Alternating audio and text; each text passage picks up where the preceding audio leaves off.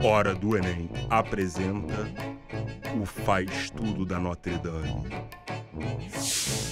Eita!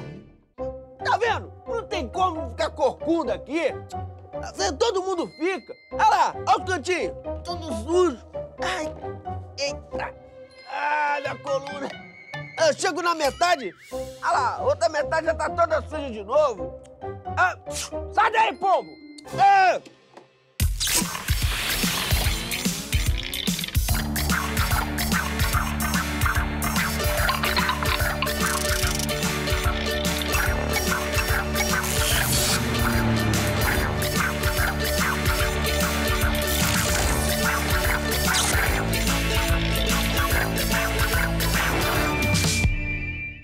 Hora do Enem no ritmo da arte. O nosso convidado de hoje é músico na Orquestra Sinfônica Brasileira e vai contar tudo sobre sua paixão, o trompete. Nilson Coelho. Mas antes de deliciar os ouvidos, a gente foca no Enem. Então vem pra cá, professor Gustavo Gavião. Seja bem-vindo. Belezinha? Beleza. Professor, para entender de arte, a gente precisa conhecer um pouco de história. Sim, claro, porque a arte não é um produto fechado em si mesmo. Ela faz parte de um contexto cultural e o artista faz parte desse contexto, vivenciando as coisas que estão acontecendo por lá. Então, o conhecimento de história é fundamental. E esse é um diálogo importante para o Enem, né? Sim. O Enem tem um tempo de resposta para aquelas questões. Se você vai responder uma questão de arte e tem o conhecimento de história, a questão fica muito mais fácil porque você já vai direto no contexto. Uma disciplina ajuda a outra. Então, por exemplo, se você pega o contexto do Barroco, e souber que o Barroco tem a Contra-Reforma, estudar a Contra-Reforma, fica muito mais fácil entender que ali tem uma dramaticidade tirada do teatro, o porquê dessa dramaticidade, o porquê da persuasão. Então, a história vai sempre colaborar porque o artista faz parte desse contexto. E aí, bora ver uma questão? Vamos? Roda aí! E o tema hoje é arte na Idade Média. Né? A gente fica ali, às vezes, um pouco perdido, achando que não teve produção artística na Idade Média, mas a gente ignora, né, a enorme produção que existia em torno do cristianismo, que existiam em outros países, né, sem contar a Europa, porque às vezes a gente fica preso à história da arte, a gente só fala de arte europeia, mas a gente esquece que tem uma produção de arte islâmica muito forte, uma produção de arte na China, no Japão, na Índia, em vários outros países que é muito intensa. Tá? Mas a gente vai ficar um pouquinho aqui na Europa hoje, a gente vai falar um pouquinho sobre essa arte cristã. E para falar um pouquinho sobre essa arte, eu trouxe uma questão do Enem de 2014 para vocês. Sou uma pobre e velha mulher, muito ignorante, que nem sabe ler. Mostram-me na igreja de minha terra um paraíso com harpas pintado, e um inferno onde fervem almas danadas. Um enche-me de júbilo, e outro minha terra. Os versos do poeta francês François Villon fazem referência às imagens presentes nos templos católicos medievais. Neste contexto, as imagens eram usadas com o objetivo de refinar o gosto dos cristãos, incorporar ideais heréticos, educar os fiéis através do olhar, divulgar a genialidade dos artistas católicos, valorizar esteticamente os templos religiosos. Gente, olha só, quando ela fala ali no texto, né, que quando ela olha para as imagens na igreja, né, ela vê o céu, e isso daí dá muito júbilo a ela, né, traz muito prazer a ela fica muito feliz com essa possibilidade do céu. E quando ela vê as imagens do inferno na igreja, isso aterra ela, traz a terra a ela, né, ela cria consciência dos seus pecados, dos seus atos e o que está esperando ela caso ela seja uma má mulher. O texto ele também destaca esse aspecto muito simples da mulher, pobre e tal, provavelmente uma camponesa. Dentro da Idade Média, você tem uma grande parte da população que está preso dentro dessa classe restrita dessa mulher. Né? Você tem uma grande população que é analfabeta. Né? A maioria das pessoas da Europa na época eram analfabetos. Aliás, a maioria das pessoas do mundo na Idade Média eram analfabetos. Pouquíssimas pessoas tinham acesso à cultura, pouquíssimas pessoas tinham acesso à educação, pouquíssimas pessoas tinham acesso à alfabetização. A grande maioria das pessoas não tinha acesso a nada disso. A grande maioria das pessoas, os livros eram um grande mistério. Né, os livros que eram raros, que geralmente ficavam guardados, que eram afastados da população comum, eles eram um grande mistério. Né? Você tinha que ter ali um trânsito muito grande dentro da sociedade para você conseguir ler, para você conseguir estudar, para você conseguir ser alfabetizado. Neste contexto, a igreja ela começa a montar toda uma estrutura simbólica capaz de doutrinar os fiéis através de imagens. né? Então, as pinturas dentro de igreja, uma das primeiras funções delas é ensinar para o católico valores, ensinar para o católico questões relacionadas à Bíblia, a Deus, a Jesus. Então, você tem no primeiro momento, quando a gente fala de arte na Idade Média, o momento bizantino, onde as figuras elas representavam o poder do rei bizantino, né, do imperador bizantino lá do Império Romano do Oriente, né, o imperador sendo representado como uma santidade extremamente autoritária, que observava, vigiava, um Deus que era extremamente vigiante. Né, ali, quando você avança na Idade Média, chega num período artístico conhecido como românico, você já tem uma pintura muito mais doutrinadora, no sentido de ensinar passagens bíblicas, mostrar os perigos do inferno, mostrar os júbilos do céu. Né? E quando você chega no gótico, você já tem uma expansão muito grande dessa arte. Né? O texto ele se refere a esse período de doutrinação, ali mais no românico, mais no bizantino. Né, nessa época onde a cultura, de um modo geral, ela era extremamente restrita. O gótico ele acaba pegando ali a abertura dessas restrições, ele começa a pegar ali uma chegada de conhecimento aos fiéis, né, de um modo geral. Então, o texto ele fala sobre essa arte medieval que servia para doutrinar. Você usava imagens para você criar símbolos na cabeça das pessoas para que elas entendessem o que ia acontecer de bom e o que ia acontecer de ruim. Isso daí é muito forte, isso daí é muito impactante dentro da arte da Idade Média. Essa questão de você mostrar o que acontece com você se você for bom, mostrar também o que acontece se você for ruim. E daí você tem o livre-arbítrio, né, para escolher entre uma das coisas. Você quer ir para o céu ou você quer ir para o inferno. Você pode ter isso, você pode ter aquilo. Né? Então a arte aqui ela está relacionada ao quê? A letra C, educar os fiéis através do olhar. O cara não precisa ler, o cara não precisa ser intelectual. O cara chega na igreja, olha as pinturinhas lá e ele já sabe o que vai acontecer com a vida dele. Tá bom? Valeu, professor Rodrigo. Dá para acertar essa questão sem conhecer o contexto histórico desse período? Olha, até dá porque, como tem um poema ali em cima, a personagem dizendo que é analfabeta, que as imagens provocam nela sentimentos, se o candidato tiver um pouquinho de atenção, ele até consegue. Mas é o que eu falei, o Enem tem aquela coisa do tempo.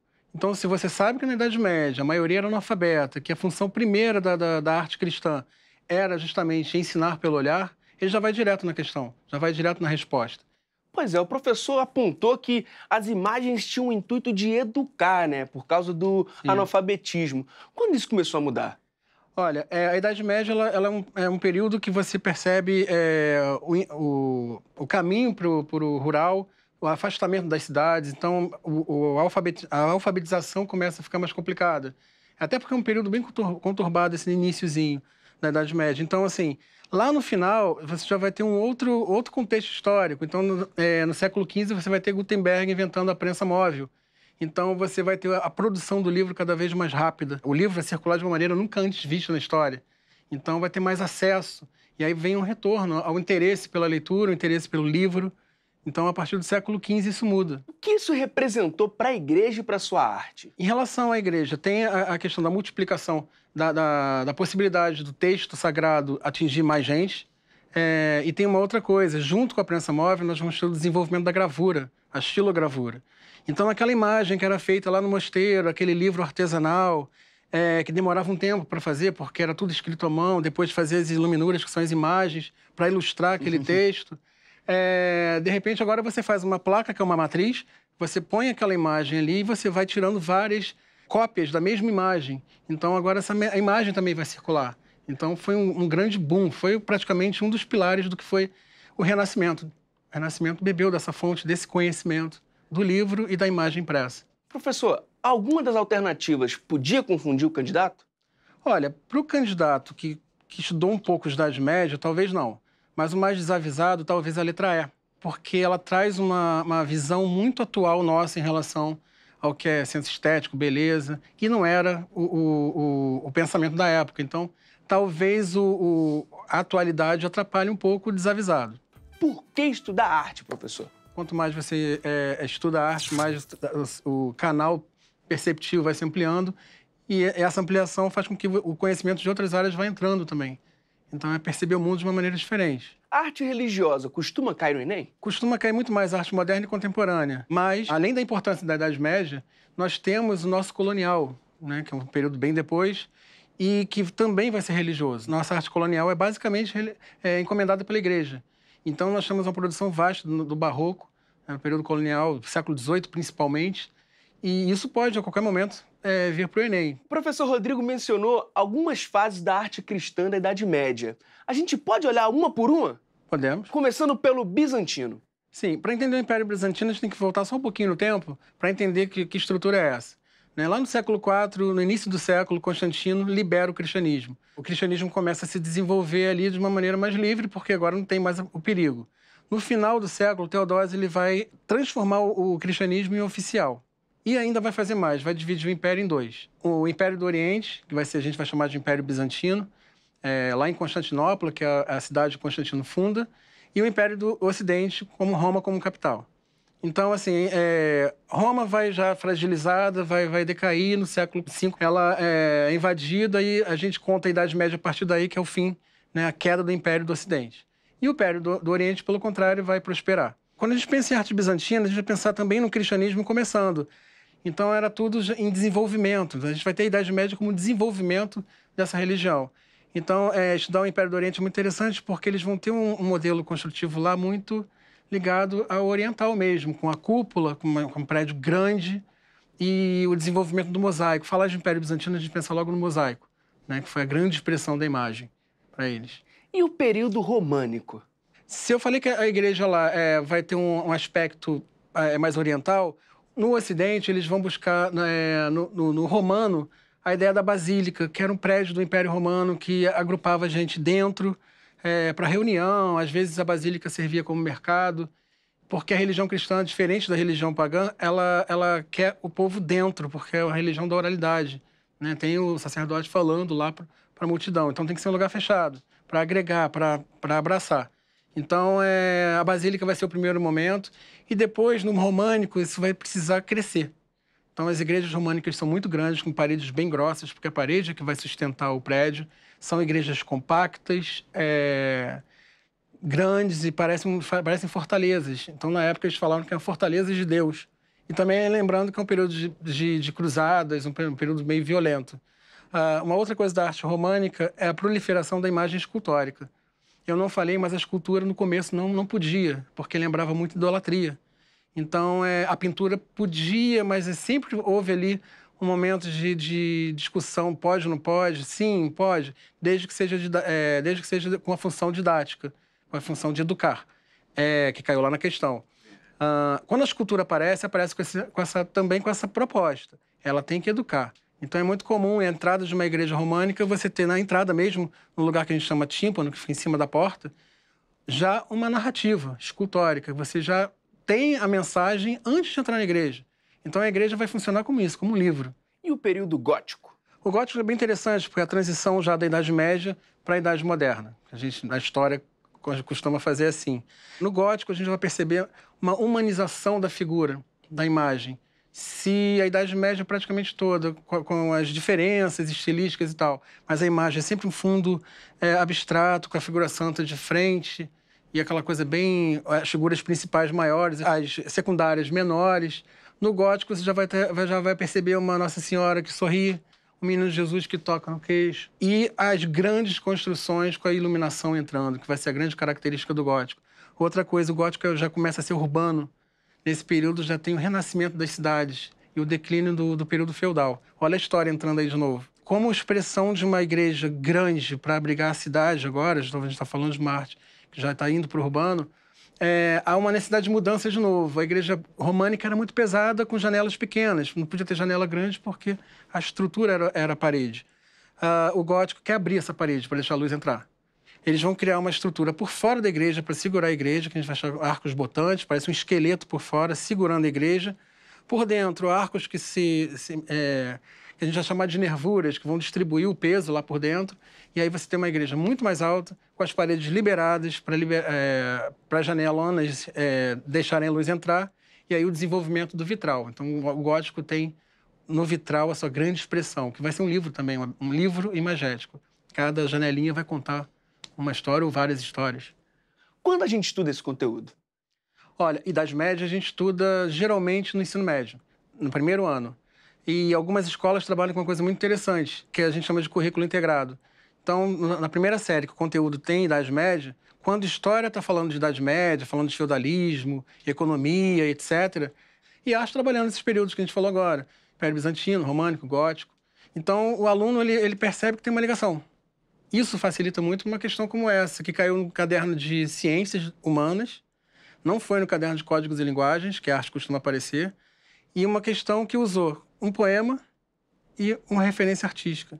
Então tem que ficar muito atento, que o Enem costuma fazer essa coisa dialógica entre as áreas de conhecimento. E para quem quer mandar bem no Enem, qual é o conselho? História da arte, eu sempre recomendo o Gombrich, porque tem uma leitura muito própria para o ensino médio, uma leitura mais fácil, conteúdo bacana, e o Gombrich trabalha com uma história da arte cultural. Então, ele não está falando só da arte, ele está falando do contexto todo que está gerando aquela arte. Então, já facilita bastante. E filme, tem o clássico O Nome da Rosa. Acho que vale a pena dar uma olhadinha. Professor, muitíssimo obrigado mesmo pela presença, viu? Já pensou ser trompetista da Orquestra Sinfônica Brasileira e viajar pelo mundo fazendo da arte sua profissão? Esse é o dia a dia do nosso convidado, então chega mais, Nilson Coelho. Tudo Seja bom? bem-vindo. Como vai? Tudo bem com você? Tudo ótimo. Qual a importância da música?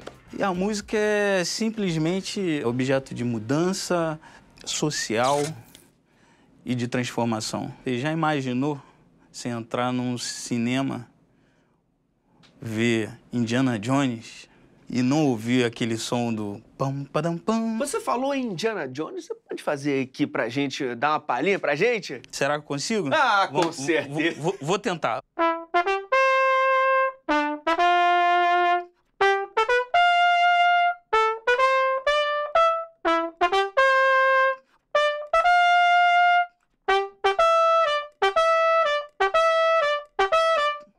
Ah, moleque! Agora, voltando aqui pro Brasil, como é fazer parte da orquestra mais tradicional do país?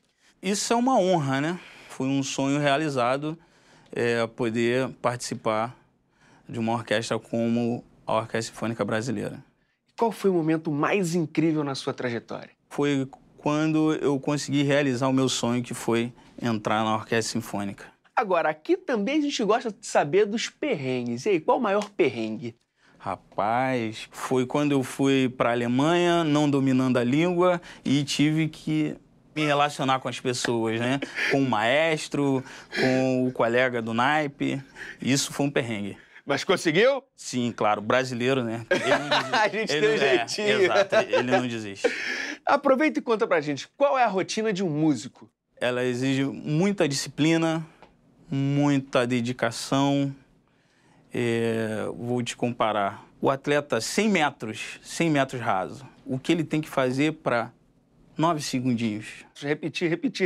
Exato. Ele tem que realmente trabalhar muito para chegar lá no produto final, que é os 9 segundos. Pra gente é a mesma coisa. Quando você senta na plateia e ouve o músico tocar, você só está ouvindo nada mais, nada menos do que o produto final do que é feito realmente no dia a dia. Mas antes desse treinamento todo, tem a paixão. E aí, quando começou? A paixão, ela veio desde moleque, né?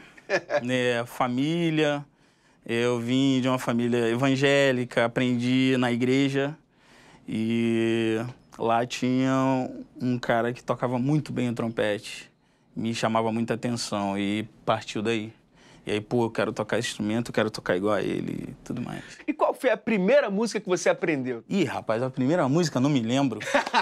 Não me lembro, mas eu posso tocar alguma coisa pra você.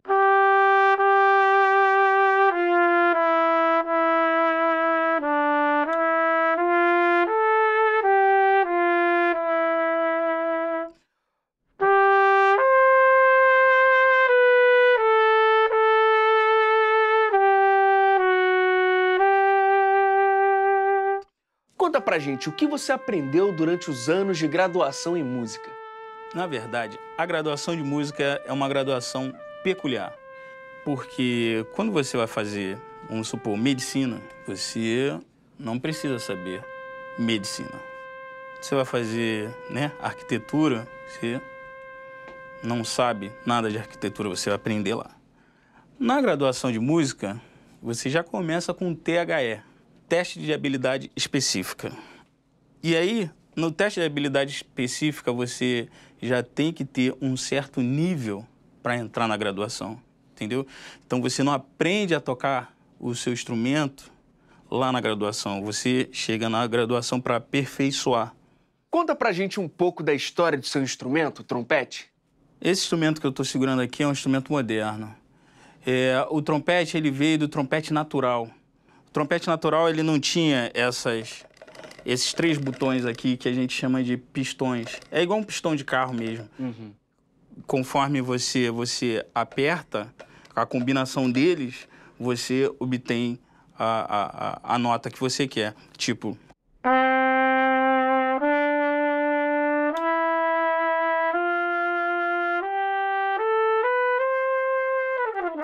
E naquela época não existia isso. Naquela época, o trompete ele só tocava.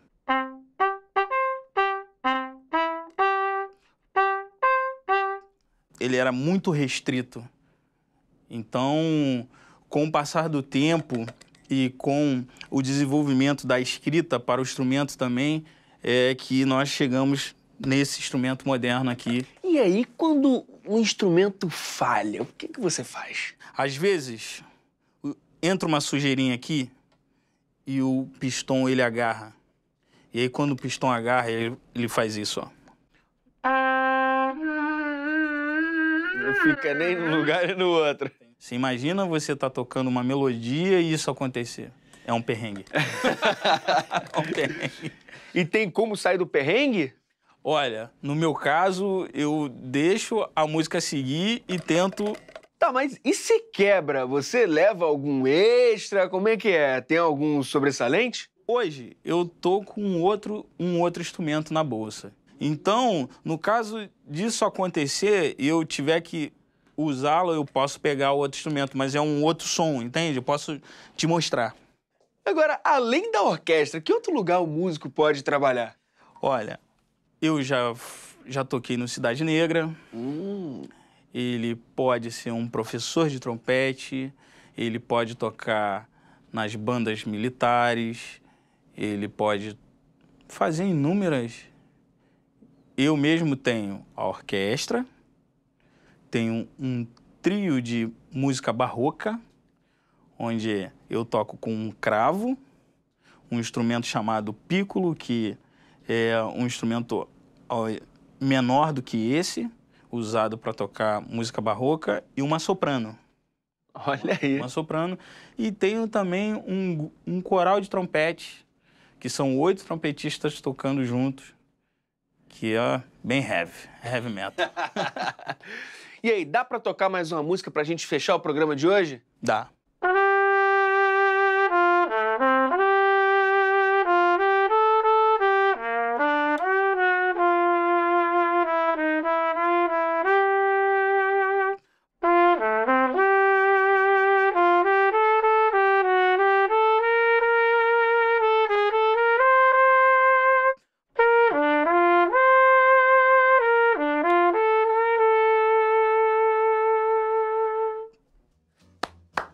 Nilson, muito obrigado mesmo pela sua presença, cara. Parabéns, viu? Parabéns mesmo. É isso, gente. Música merece esforço e muito estudo. Não importa o ritmo, faz bem pros ouvidos, corações e mente. Até a próxima.